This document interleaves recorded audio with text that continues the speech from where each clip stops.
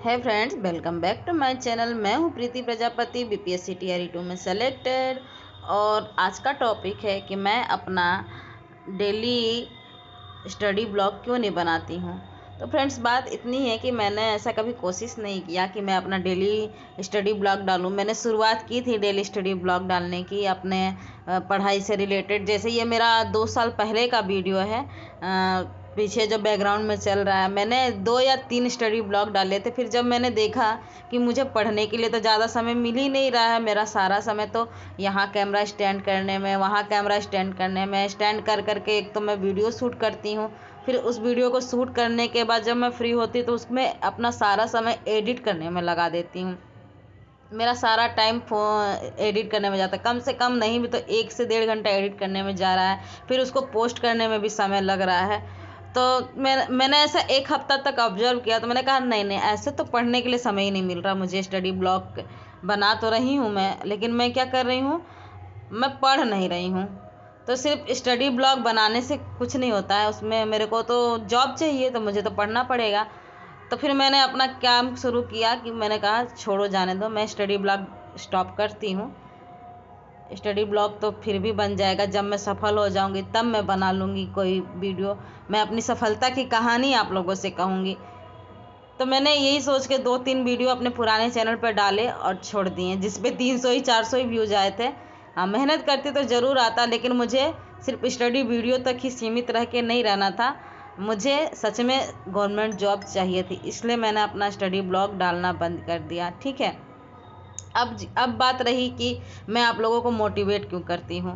जैसे कि आप देख रहे हैं बैकग्राउंड में घर के काम, बच्चों को नहलाना धुलाना, उनको तैयार करना, खाना बनाना। ये सुबह सुबह मॉर्निंग का टाइम है, जो पढ़ने का समय होता है। उस टाइम मैं अपने बेटी के लिए लंच पैक कर रही हूँ। खैर, उस टाइम तो मेरी बेटी का स्कूल, जब मैं स्टडी ब्लॉग बनाती थी, 8:30 बजे का होता था। लेकिन जब मैं पढ़ना शुरू कर दी और मैं धीरे धीरे पढ़ते गए तो स्कूल चेंज हुआ, और उसका स्कूल 5:30 बजे ही मुझे उठ के लंच पैक करना पड़ता था, क्योंकि उसकी वैन जो है 6:30 बजे आ जाती थी। देख रहे हैं कि मेरा छोटा बच्चा कितना छोटा है, तो उसको ले करके स्टडी ब्लॉग बनाना बहुत ही मुश्किल होता था मेरे को।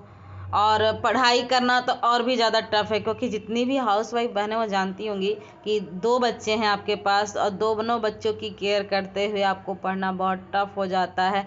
और ये मॉर्निंग का समय है, तो ये चाय ही जो है हमें जीने का सहारा था, एनर्जी देती थी। क्या बताएं, इतना छोटा बच्चा रहता है ना जब आपके पास, तो आपको लगता है कि कैसे पढ़ूं, पूरी दुनिया में अंधकार सा छाया जैसा लगता है ना कि मेरे लिए कोई है ही नहीं। अब इतना छोटा बच्चा है ना, आप जैसे ही पढ़ने बैठिएगा ना, पता चला उसको सुसु आ जाती है, पता चला उसकी पोटी हो जाती है। तो इतना छोटा बच्चा क्या करता है, अपने बिस्तर पे ही जहाँ रहता है वहीं शुरू हो जाता है उसका सुसु पोटी। तो जहाँ, एक तो उसको भी साफ कीजिए, उसने जो पहन रखा है उसको भी साफ कीजिए, जहाँ कर रखा है उसको भी साफ कीजिए। और जब तक आप साफ कर नहीं लेंगे, आपका ध्यान कहीं लगेगा ही नहीं। तो सबसे पहले तो सफाई आती, तो आधा घंटा फिर उसमें वेस्ट हो गया। फिर आप गीले हो गए पूरी तरीके से, तो फिर अपने आप को सुखाइए। तो 45 मिनट तो मेरा चला जाता था इन सबों में।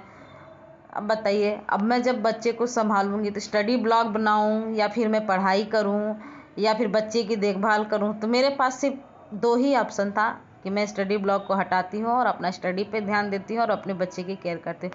कई बार दिमाग में ऐसा आया ना कि मैं अपने बच्चे को छोड़ देती हूँ किसी के पास।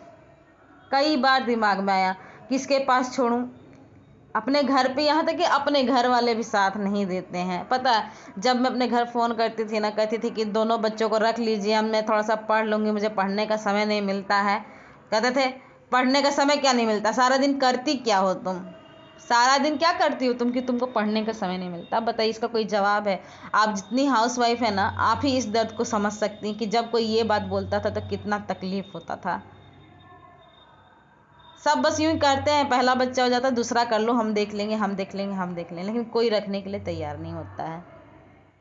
कोई नहीं रखता आपके बच्चे को। बस आप सारा ज़िंदगी यही सोचते रहते, काश मैं छोड़ के हॉस्टल में चली जाऊं, इन लोगों को छोड़ दूं, लेकिन आप वो भी नहीं कर सकते।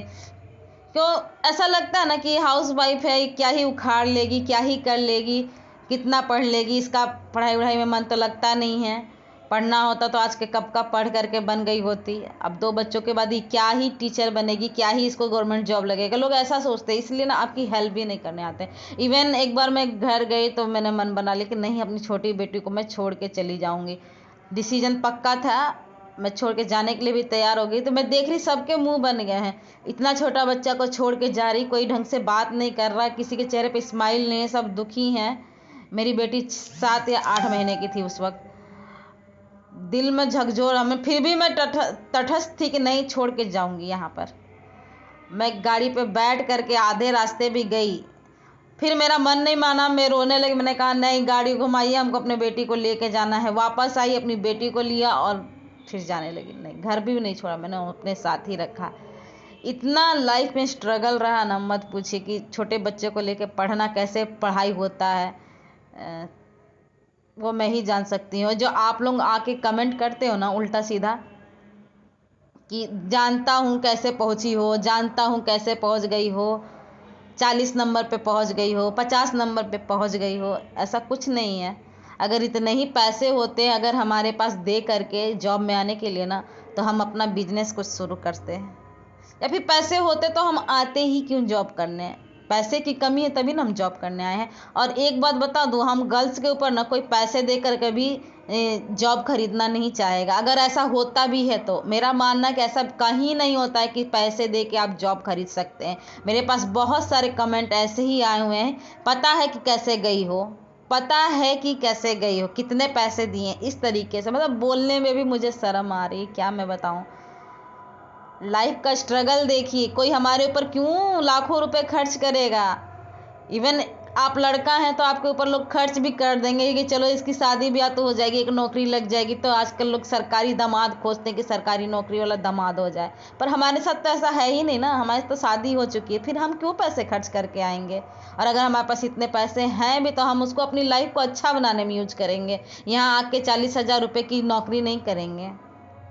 ठीक है, तो ये उन लोगों के लिए कटाक्ष था जो इस तरीके से कमेंट कर रहे हैं कि पता है कि तुम कैसे आई हो। हमारी लाइफ का स्ट्रगल देखिए, हम कितनी मेहनत किए हैं यहाँ आने के लिए, कितना हमें परिश्रम करना पड़ा है। अपने बच्चों को देखते हुए हम पढ़ते हैं, तब हम यहाँ पहुँचे। और आप लोगों को सिर्फ पढ़ने को मिलता है, सिर्फ पढ़ाई पढ़ाई पढ़ाई ही आपके ऊपर। पेरेंट्स बच्चे नहीं है, घर परिवार की जिम्मेदारी नहीं, सिर्फ आपको पढ़ना है। तो आप लोग ऐसा कमेंट करते हैं। शर्म कीजिए, शर्म कीजिए आप लोग ऐसा कमेंट करने से पहले। ठीक है, और जो लोग कहते हैं ना 40 नंबर पे हो गया है, 50 नंबर पे हो गया है, अगर 40-50 नंबर पे हुआ है ना, तो जा करके हर सब्जेक्ट का ना कट ऑफ देख लीजिए। अरे यूट्यूब पे सर्च कीजिए, सारा कट ऑफ दिखाई दे देगा कि किसका कितने नंबर पे सिलेक्शन हुआ है। ठीक है, और अगर 40-50 नंबर पे सिलेक्शन होता है ना, तो आप ले लीजिए इतने नंबर पे सिलेक्शन, क्योंकि हमें तो 40-50 नंबर पे सिलेक्शन नहीं मिला। ठीक है, मतलब आप लोग हद करते हैं, कमेंट करने से पहले नहीं सोचते हैं। गजब हाल है। और जितनी भी माताएं बहनें जो है पढ़ाई के लिए स्ट्रगल कर रही हैं, एक सरकारी नौकरी के लिए स्ट्रगल कर रही हैं, आप उनका भी जो है ना मनोबल घटा रहे हैं इस तरीके के कमेंट लेके दे करके। उनके भी दिमाग में ये बैठ रहा कि हाँ सही बात है, घपला हुआ है, पैसे दिए गए हैं, कम नंबर पे सिलेक्शन हो गया है, ये वो दुनिया भर की बातें। ठीक है, तो डिमोटिवेट किसी को नहीं कीजिए। ठीक है, सफलता का एक ही मंत्र है, मेहनत मेहनत मेहनत। जिस दिन आपकी मेहनत और किस्मत मिल गई, उस दिन आपका एक सरकारी नौकरी पक्का है। ठीक है, मुझे भी 10 साल लग गया, मैं भी सोचती थी मेरा सिलेक्शन नहीं होगा तो और किसका सिलेक्शन होगा, मुझे तो बहुत कुछ आता है, लेकिन हुआ क्या, हवा में उड़ते रह गई और मिला कुछ नहीं। 8 सालों के बाद जब सफलता हाथ में लगी, तब मैंने पढ़ाई पर ध्यान दिया और पढ़ना शुरू किया। और मैंने शुरुआत 0 से की और लगातार निरंतर अभ्यास में रही, कभी भी नागा नहीं किया मैंने। और जितना भी कोर्स होता था छोटा छोटा लक्ष्य बना के उसको कंप्लीट किया, तब जाके यहाँ तक पहुँची हूँ मैं। इसीलिए आपसे कहती हूँ, डिमोटिवेट मत होइए, मेहनत करते रहिए। आसपास के जो लोग कौन क्या कह रहा है मत सुनिए, एकदम बेशरम हो जाइए और अपनी पढ़ाई पर ध्यान दे दीजिए। पढ़ाई पर ध्यान दीजिएगा ना तो जीवन आपका हो जाएगा, कहानी आप लिख दोगे। आप भले हाउसवाइफ, आपके 2 बच्चे हैं, 3 बच्चे हैं, आपकी उम्र हो रही है, कोई बात नहीं, 0 से स्टार्ट तो करके देखिए। जीरो से स्टार्ट करोगे ना, सफलता आपके कदम चूमेगी। और निरंतर अभ्यास, छोटे छोटे लक्ष्य, ऐसी बहुत सी चीज़ें जो मैं अपने वीडियो में बताई हूँ, आप देखिए उन वीडियो को और मोटिवेट होइए। और देखिए मैंने कैसे कैसे एक नौकरी हासिल की, जो सब उम्मीद छोड़ चुके थे कि मेरी नौकरी कहीं लगेगी भी, कोई साथ नहीं देने आता था मेरा। अकेले बच्चों को लेके सारा दिन पढ़ाई करती थी, तब जाके सफलता मिली है मुझे। आप भी मेहनत कीजिए, सफलता आपके कदम चूमेगी। मिलते हैं नेक्स्ट वीडियो में, तब तक के लिए बाय। वीडियो अच्छी लगी तो please like, comment, share and subscribe my channel. Bye bye.